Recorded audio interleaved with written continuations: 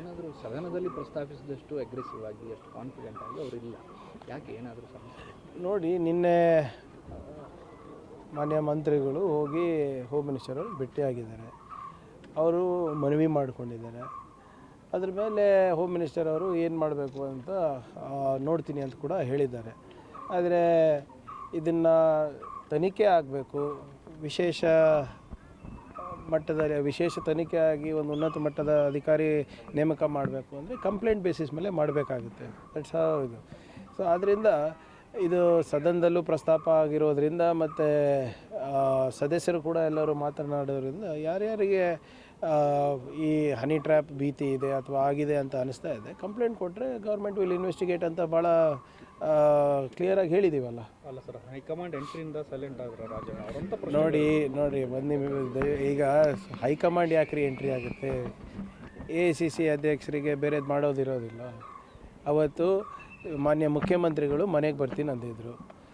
ಖರ್ಗೆ ಸಾಹೇಬರು ನಿಮ್ಗೆ ಮೈ ಹುಷಾರಿಲ್ಲ, ನೀವು ಓಡಾಡೋದು ಕಷ್ಟ ಆಗ್ತಾಯಿದೆ, ನನಗೆ ಗೊತ್ತಿದೆ, ನಾನೇ ಬರ್ತೀನಿ ಅಂದ್ಬಿಟ್ಟು ಅವರ ಹೆಲ್ತ್ ವಿಚಾರಕ್ಕೋಸ್ಕರ ಹೋಗಿದ್ದರು. ಸಹಜವಾಗಿ ಅಲ್ಲಿ ಇಬ್ಬರು ರಾಜಕಾರಣಿಗಳು ಸಿಕ್ಕಾಗ ಟ್ರಂಪಿಂದ ಹಿಡ್ಕೊಂಡು ತುಮಕೂರು ತನಕ ಚರ್ಚೆ ಆಗೋದು ಸಹಜ. ಆ ಚರ್ಚೆ ಮಾಡಿದ್ದಾರೆ. ಆದರೆ AICC ಅಧ್ಯಕ್ಷರು ವರದಿ ಕೇಳ್ತಾರಾ ಅಥವಾ ಹೈಕಮಾಂಡ್ ವರದಿ ಕೇಳಿದೆಯಾ? ಇವೆಲ್ಲ ಬರೀ ಮಾಧ್ಯಮದಲ್ಲಿರೋದು. ಅವರು ಎಲ್ಲದ್ರ ಬಗ್ಗೆ ಚರ್ಚೆ ಮಾಡಿದರು. ಇಂಟರ್ನಲ್ ರಿಸರ್ವೇಷನ್ ಬಗ್ಗೆ ಚರ್ಚೆ ಮಾಡಿದ್ರು, ಕಾಸ್ಟ್ ಸೆನ್ಸಸ್ ಬಗ್ಗೆ ಚರ್ಚೆ ಮಾಡಿದ್ರು, ಸದನದಲ್ಲಿ ಆಗ್ತಾ ಇರೋದಿರ್ಬೋದು ಅಥವಾ ಲೋಕಸಭಾದಲ್ಲಿ ಆಗ್ತಾ ಇರೋದಿರ್ಬೋದು ಚರ್ಚೆ ಮಾಡಿದ್ರು. ಇವೆಲ್ಲರಿಗೂ ಭಾಳಷ್ಟು ಚರ್ಚೆ ಆಗಿದೆ. ಆದರೆ ಯಾವುದಕ್ಕೂ ವರದಿ ಸಲ್ಲಿಸಿ ಅಂತ ಹೈಕಮಾಂಡ್ ಅವರು ಮಾನ್ಯ AICC ಅಧ್ಯಕ್ಷರಂತೂ ಅದು ಕೇಳಿಲ್ಲ. ಅದೇನಾದರೂ ಇದ್ದರೆ ನಮಗೆ ರಣದೀಪ್ ಸಿಂಗ್ ಸುರ್ಜೇವಾಲಾ ಅವರಿದ್ದಾರೆ, KC ವೇಣುಗೋಪಾಲ್ ಅವರಿದ್ದಾರೆ. ಅವರು ಅಗತ್ಯ ಬಿದ್ದರೆ CM ಅವ್ರ ಹತ್ರ ಮಾತಾಡ್ತಾರೆ, HM ಅವ್ರ ಹತ್ರ ಮಾತಾಡ್ತಾರೆ. ಇದು ಕ್ರಿಮಿನಲ್ ಅಂಶ ಇರುವಂಥ ಪ್ರಕರಣ. ನೀವು ಸ್ಟೇಷನಲ್ಲಿ ಕಂಪ್ಲೇಂಟ್ ಕೊಟ್ಟರೆ ತನಿಖೆ ಆಗಬೇಕು, FIR ಆಗಬೇಕು. ಈ ಗೃಹ ಸಚಿವರು ಬಂದು ಮನವಿ ಕೊಟ್ಟರೆ ನಿಜವಾಗ್ಲೂ ತನಿಖೆ ಆಗಬೇಕು ಅನ್ನೋ ಉದ್ದೇಶ ದೂರುದಾರರಿಗಿದೆಯೋ ಅಥವಾ ಸರ್ಕಾರಕ್ಕೆ? ನೋಡಿ, ಅದು ಸುಮೋಟೋ ಕೇಸ್ ದಾಖಲಿಸ್ಕೋಬೋದಿತ್ತಲ್ಲ sir? Where is the victim? Suo motu case ಅಂದರೆ ಈಗ ಅವ್ರು ಹೇಳ್ತಾ ಇದ್ದಾರೆ ಅಟೆಂಪ್ಟ್ ಆಗಿದೆ ಅಂತ. ಅವ್ರು ಡೀಟೇಲ್ಸ್ ಕೇಳಿದ್ದಾರೆ, ಇವ್ರು ಮನವಿಯನ್ನು ಕೊಟ್ಟಿದ್ದಾರೆ. ಅದೇನಿದೆ FIR ಮಾಡಿಸಿದ್ರೆ then we will be empowered ಅಲ್ಲ. ಈಗ ಒಂದು ತನಿಖಾ ಸಂಸ್ಥೆ ಬಂದು ನಿಮಗೆ ಪ್ರಶ್ನೆ ಮಾಡಬೇಕಂದ್ರೆ ಯಾವ ಆಧಾರದ ಮೇಲೆ ಮಾಡ್ತಾರೆ? ಯಾರ್ದೋ ಮನವಿ ಕೊಟ್ಟಿರೋ ಆಧಾರದ ಮೇಲೆ ಮಾಡಬೇಕಾ, ಏನು ಕಂಪ್ಲೇಂಟ್ ಆಧಾರದ ಮೇಲೆ ಮಾಡಬೇಕಾ? ಸೊ ಅದರಿಂದ ಇವೆಲ್ಲನೂ ನೀವು ಹೇಳ್ದಂಗೆ ಸದನದಲ್ಲೇ ಚರ್ಚೆ ಆಗಿರೋದ್ರಿಂದ ಯಾರ್ಯಾರು ಮಾತನಾಡಿದ್ದಾರೆ ಅವ್ರು ಕೊಡಲಿ. ಈಗ ಯತ್ನಾಳ್ ಅವ್ರಿಗೆ ಗೊತ್ತಿದ್ರೆ ಯತ್ನಾಳ್ ಅವ್ರು ಕೊಡಲಿ, ಬೇರೆಯವ್ರಿಗೆ ಗೊತ್ತಿದ್ರೆ ಬೇರೆಯವ್ರಿಗೆ ಕೊಡಲಿ. ರಾಜಣ್ಣ ಅವರೇ ನನ್ನ ಮೇಲೆ ಅಟೆಂಪ್ಟ್ ಆಗಿತ್ತು, ಸೊ ಅವರೇ ಕೊಡಬೇಕಲ್ಲ ಸರ್. ಮನವಿ ಕೊಟ್ಟಿದ್ದಾರೆ. ಈ ಮನವಿಗೂ ಮತ್ತು ದೂರಿಗೂ ವ್ಯತ್ಯಾಸ ಇರೋದ್ರಿಂದ ಏನಾದರೂ ಬೇರೆ ಟ್ರಿಕ್ಸ್ ಇರ್ಬೋದಾ ಅಥವಾ ಬೇರೆ? ಇಲ್ಲ, ಯಾರು ಟ್ರಿಕ್ ಮಾಡ್ತಾ ಇದ್ದಾರೆ, ಯಾರು ಟ್ರಿಕ್ ಆಗ್ತಾ ಇದ್ದಾರೆ ನಮ್ಗೆ ಹೆಂಗೆ ಗೊತ್ತಾಗ್ತದೆ ಇವರೇ? ಈಗ ಸದನದಲ್ಲಿ ಪ್ರಸ್ತಾಪ ಅವ್ರು ಮಾಡಿದ್ದಾರೆ, ಮಾನ್ಯ ಗೃಹ ಸಚಿವರು ಹೇಳಿದ್ದಾರೆ, ಅವ್ರು ಕೊಟ್ಟರೆ ನಾವು ತನಿಖೆ ಮಾಡ್ತೀವಿ ಅಂತ. ಕೊಡಲಿ. ಆಮೇಲೆ ಅವರೇನು ಗುರುವಾರ ತನಕ ಟೈಮ್ ಕೇಳಿದ್ದಾರೆ ಅಂತ ಮಾಧ್ಯಮದಲ್ಲಿ ನೋಡಿದ್ದೇನೆ. ನೋಡೋಣ, ಗುರುವಾರ ಕಂಪ್ಲೇಂಟ್ ಕೊಟ್ಟರೆ ತನಿಖೆ ಆಗಲಿ. ಪ್ರಶ್ನೆ ಎದ್ದೇಳ್ತಾ ಇರೋದು ಸದನದಲ್ಲಿದ್ದಂಥ ಆವೇಶ ಈಗ ಕಡಿಮೆ ಆಗಿದೆಲ್ಲ ರಾಜಣ್ಣ ಅವ್ರದ್ದು ಅನ್ನೋಂಥದ್ದು. ಅದು ಅವ್ರಿಗೆ ಕೇಳಬೇಕು. ಅದರ ಹಿಂದಿನ ಇಲ್ಲ, ಅವ್ರಿಗೆ ಬಿಟ್ಟು ಎಲ್ಲರಿಗೂ ಕೇಳಿದ್ರೆ ನಾನು ಏನು ಹೇಳಿ? ನಮ್ಮ ಮರ್ಮ ಏನಿಲ್ಲ ಇವರೇ. ದಾಖಲೆ ಇದ್ದರೆ ಕೊಡಲಿ. ಇದು ಈ ವಿಚಾರಗಳು ಸಾರ್ವಜನಿಕರಲ್ಲಿ ಚರ್ಚೆಗೆ ಬರ್ತಾ ಇರೋದು ತಲೆ ತಗ್ಸೋಂಥ ವಿಚಾರ, ಹೌದಲ್ಲ? ಈಗ ನಾನು ಮೊನ್ನೆನೂ ಕೂಡ ತಮ್ಗೆ ಹೇಳಿದ್ದೆ, ನೀವು ಸಾರ್ವಜನಿಕರಲ್ಲಿ ಕೇಳಿ, ಯಾರನ್ನ ಯುವಕರಿಗೆ ಯುವತಿಯರಿಗೆ ಕೇಳಿ, ಏನಪ್ಪ ಆಗಬೇಕು ಮುಂದೆ ಅಂದರೆ ಆಫೀಸರ್ ಆಗಬೇಕು, ಇಂಜಿನಿಯರ್ ಆಗಬೇಕು, ಡಾಕ್ಟರ್ ಆಗಬೇಕು ಅಂತಾರೆ. ಯಾರೂ ಕೂಡ ರಾಜಕಾರಣಿ ಆಗಬೇಕು ಅಂತ ಬಾಯ್ನಲ್ಲಿ ಬರೋದಿಲ್ಲ.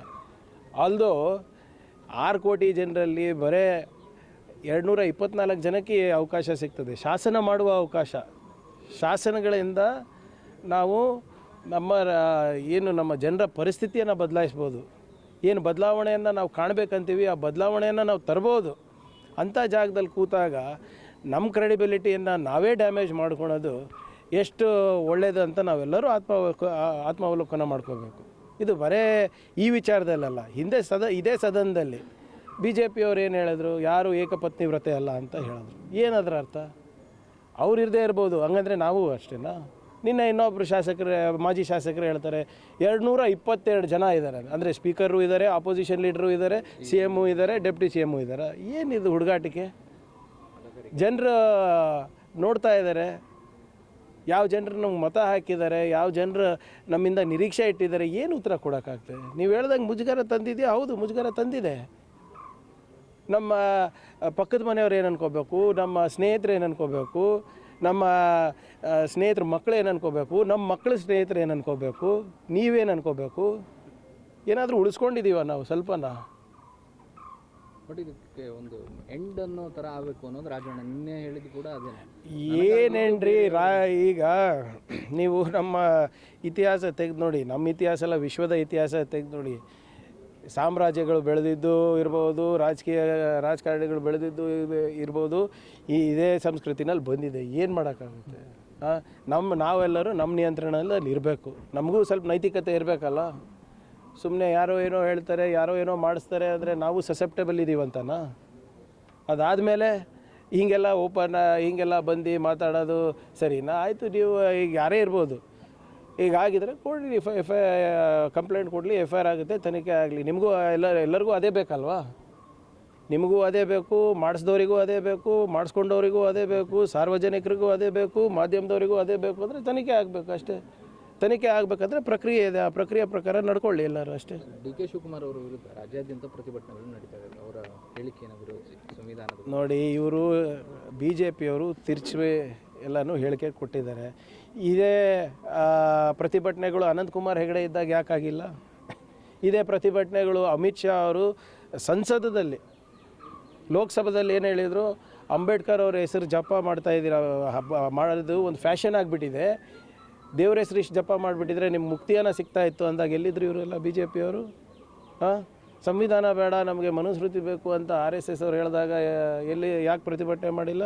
ಅಬ್ಕಿ ಬಾರ್ 400 ಪಾರ್, ಯಾಕೆ ಸಂವಿಧಾನವನ್ನು ಬದಲಾವಣೆ ಮಾಡಬೇಕು ಅಂತ ಈ ಘೋಷಣೆಯನ್ನು ತಂದಾಗ ಯಾಕೆ ಡಿಫೆಂಡ್ ಮಾಡ್ಕೊಂಡಿಲ್ಲ? ಆವಾಗ ಇವ್ರ ಇತಿಹಾಸನೇ ಗೊತ್ತಿಲ್ಲ ಸರ್ BJPಯವರಿಗೆ, RSS ಅವರಿಗೆ.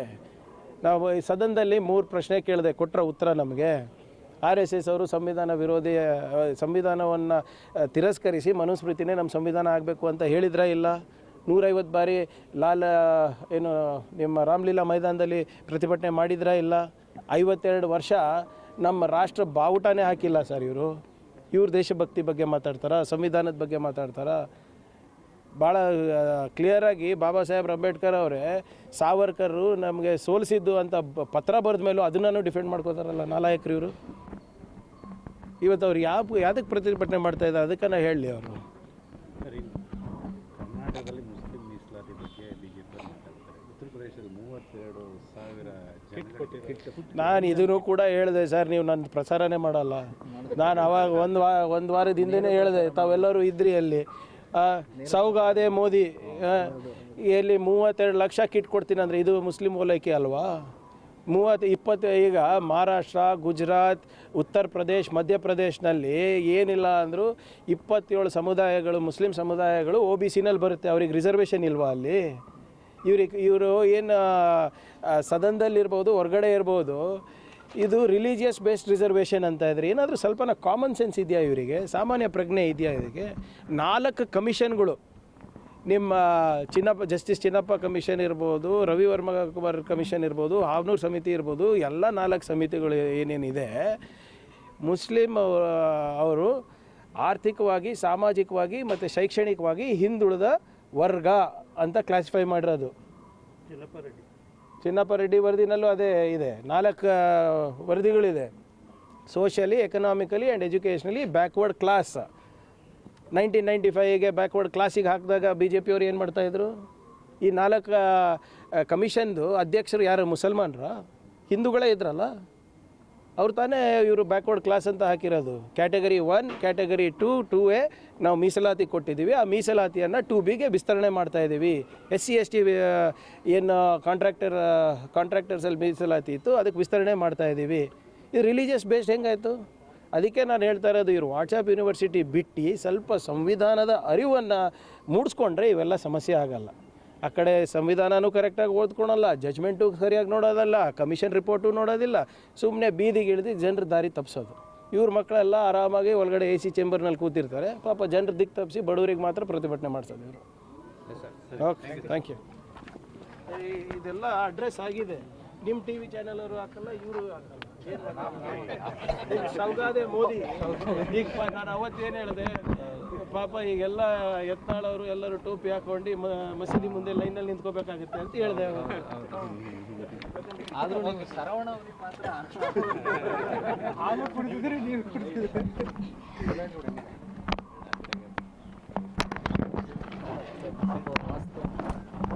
ಸೌಗಾದೆ ಮೋದಿ ಹಾಕಿ ಸರ್, ಸೌಗಾದೆ ಮೋದಿ.